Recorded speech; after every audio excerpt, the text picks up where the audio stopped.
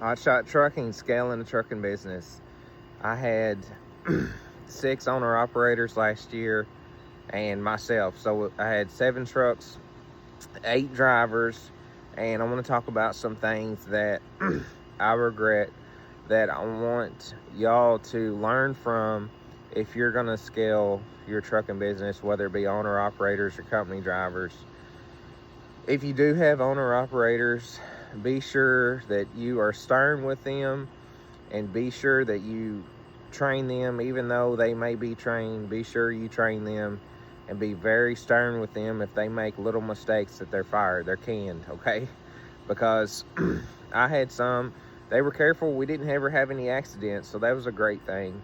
They were careful as far as that goes, but they did some careless things that caused me to, for my insurance to go up, for insurance to cancel, different things of that nature.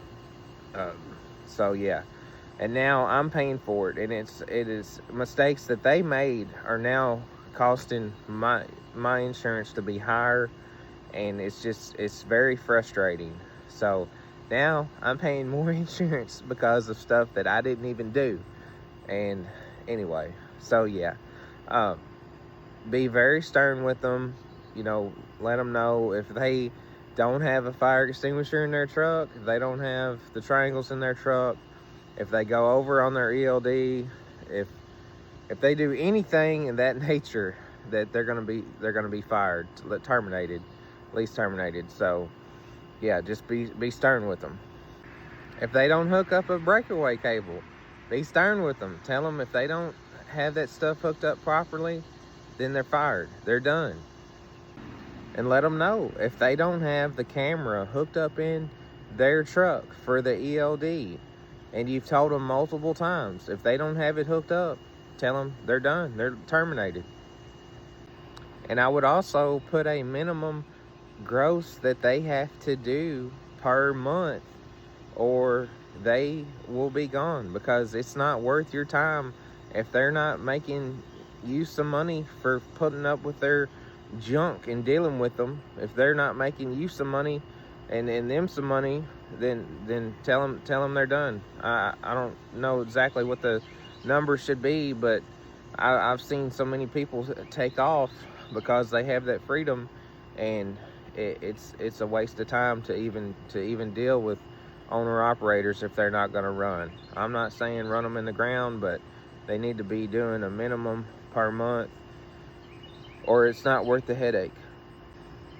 Because if they're not working enough to where they can make money to survive, they're not going to stick it out very long, and insurance bills come due in the trucking company. So if they're not doing so much a month and so much volume where you can deduct their insurance out of it, you wind up having to pay it yourself. And I had to pay many drivers insurance because they would not work like they should. And then when they did decide to work, then they would have a breakdown, so then I had to cover their insurance. So yeah, I learned some hard lessons on that.